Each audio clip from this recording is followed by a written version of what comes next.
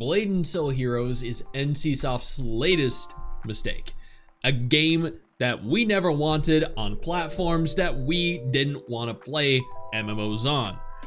Blade & Soul Heroes is a spin-off of Blade & Soul. Blade & Soul was an incredible MMO, was being the keyword here.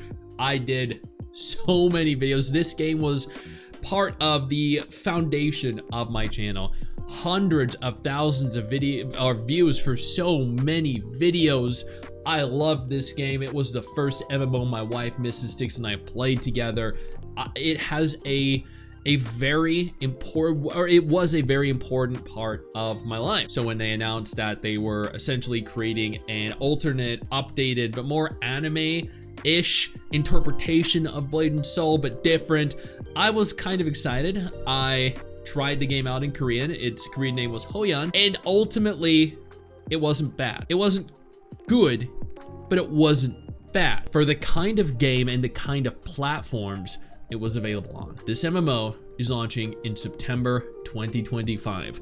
This MMO is being developed and published by NCSoft, which is an immediate red flag. Because how many NCSoft games do you know, other than the ArenaNet developed Guild Wars 2 and Guild Wars 1, that are not pay-to-win messes, that aren't absolute Korean grind fest? Yeah, you can't name any because there are none. This game right here is essentially everything we wanted if we loved really badly designed mobile MMOs. And this thread over here supposedly details why you shouldn't be looking forward to it and why you shouldn't be playing it. How Blade & Soul Heroes Hoyan failed, its current state, and why you shouldn't expect anything from it. This is going to be the next major MMO flop. NCSoft has had a terrible reputation over the years. Yep, yeah, one of the worst, alongside Gameforge and Nexon, I think, and GameGo too. Mainly due to their obnoxious pay-to-win models. Regardless of its reputation, people would still have chosen to play this game if the game were actually good. Very true.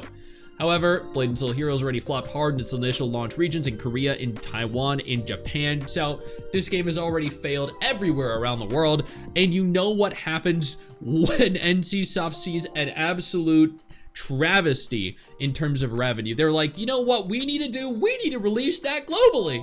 So then they go on over and release it globally in an attempt to milk every cent they can from the community, the demographic of players, the region that they care about least in the entire world, us. The current state of the game in first launching regions, no one is playing. These views for these videos look really bad. 100 views from 1 month ago, 100 views from 1 month ago. That is not very reassuring.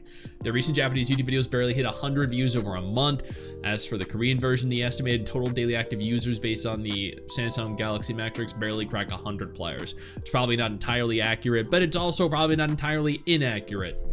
That is beyond dead. For an MMO, yes it is. Let's see what happened and what's happening in Blade & Soul Heroes. Blade & Soul Heroes is not aimed at subculture anime fans as something that they stated. Was it a necessary comment in their first game presentation? Despite the game art was clearly targeting anime gamers, they turned around and said the game is not for anime style games or for gamers, as if trying to distance themselves from their own audience. That is the dumbest thing I think they could have said. Have they, like, literally, it's an anime game. They made Blade & Soul, and then they turned this into an anime game. And then they're like, yeah, but it's not for you guys. It's not for you that like Soul Worker. It's not for you that like PSO2. It's not for you that like Closers. It's not for you that like Orchid. Who is it for? This statement sparked a huge backlash in gamer communities. Another empty promise, they stated, we will continue to communicate with players through Hoyan. Yeah, we'll continue to communicate. Yeah, that's a red flag right there. I don't think anyone in NCSoft has ever communicated with their with their audience in general, global, Korean, Japanese. Another empty promise. It's been 9 months since launch, not a single Q&A has ever happened. Worse yet, the devs have been actively avoiding communication since. Well, I mean, it's understandable as to why. The game is dead. They get nothing for doing so, and nobody cares. Do they really think this meets today's standards? Have you seen the MMOs that have released in the last year?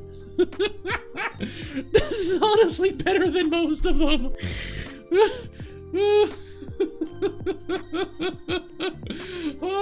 state of the genre, man.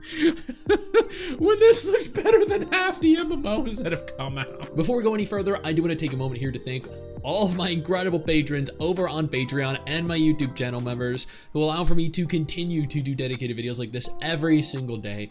You guys are absolutely phenomenal, and I genuinely cannot thank you all enough for the support. Oh god, calm, composed. Okay, we got this. Blade & Soul Heroes literally became a meme fest due to its quality. The visual quality just doesn't cut it. Some models looked so bad that NCSoft promised to renew them and then silently dropped those plans too.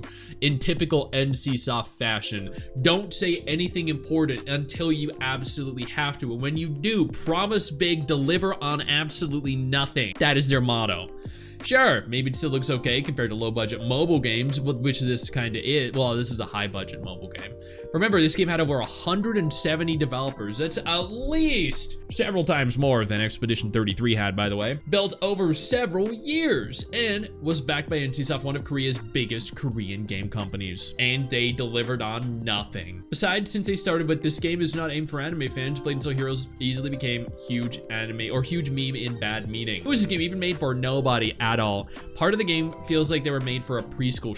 Fuck me, damn, okay. The tone and presentation just don't click with most modern gamers. It's like the devs were trapped in 2000s vibe shows. I mean, agreed. I thought it was a cute game. That's about it. Mass layoffs just 3 months into development. Over 100 people from the Hoyan development team. Over 100 people were let go out of 170 dev teams. So they lost almost 2/3 of their entire development team. Oh my god, that's not good. For this article, over 100 employees were let go in just 3 months after launch. How do you trust a game that guts its dev team that fast? It kind of reminds me of NetEase with the Visions of Mana game, how they shut down the entire studio shortly after launch. Fuck them. Even the original director got dismissed. The new director, it was someone pulled from the finance department, and his first move, blocking his own name and the CEO's names from being mentioned in official communities, and he hasn't made a single comment since his position was assigned. You can't make this shit up, dude. So much for continuous communication with players, right? Yeah. Less update schedules without any mention. So 5 months in, they had a rerun banner. 6 months in, they had a new banner. 7 months in, they had a rerun banner. 8 months in, they had a new banner. 9 months in, they had a rerun banner. So yeah, originally offered a monthly update schedule. Now, the game updates became one every 2 months. They didn't even announce their update change plan. It just started happening. Well, that's a clear story. I mean, that's what happens when you lose over 100 members of your team. The global risk, and this is where it impacts us. This right here is where shit gets important. If you've ever played an NCSoft game in the West, then honestly, I pity you. Like, I pity myself. You probably already know. Horrible customer service. They have customer service? Oh my god. Almost zero community engagement. That is very true. Sloppy localization. I'm still waiting for them to fully localize Blade & Soul. Slow responses and unclear announcements. Yeah. Their reputation will carry over to the global launch of Blade & Soul Heroes. The failure in Blade & Soul Neo Global, which was yet as I noted at the beginning with regards to this, a travesty. And like, I really wanted to like that game, but man, did it suck. Which has launched 3 months ago, already has proven that they have never been changed. Yep, they do not change. They don't care to change because they make millions of dollars from idiots playing their games. So you just stop doing it and then they're forced to change. But people don't. Final thoughts. The list still goes on and on, but I'll stop here. So yeah, if you're still holding out hope for the game, I feel bad for you. Oh, please tell us how you really feel. At this point, it's better to save your time and energy for something that actually respects its players. Don't fall for the trailers, don't fall for the name, you've been warned. There you go. Do not play this. I mean, like, as a mobile game, okay? And as I mentioned, I did do a dedicated video on this, and I said it wasn't bad. For a mobile game, this is fine. This is perfectly acceptable. If you want to play a game that's super grindy, does have cute graphics, cute anime graphics, has characters from the Blade & Soul intellectual property, and is absolutely nothing like Blade & Soul. If that sounds like something good to you, a mediocre mobile game that also shares, you know, aesthetic similarities to some extent with Blade & Soul, then sure, go ahead and play this game. But if you want anything any kind of substance out of your MMO, don't. Just don't. It's not worth it. As a PC MMO, it's really not very good. As a mobile game, it is better than a lot of the trash that's out there. Would I play this if I were looking for a mobile MMO? Probably, because for a mobile MMO, once again, it's one of the better ones out there. But would I play this if I were looking for a PC MMO?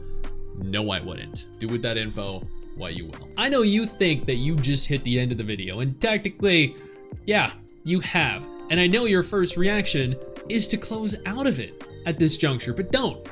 No, instead, I urge you to take a moment here and click one of the videos on screen that are coming up in just a moment so you remain up to date with everything going on in the gacha genre. Trust me, you are not going to regret doing so.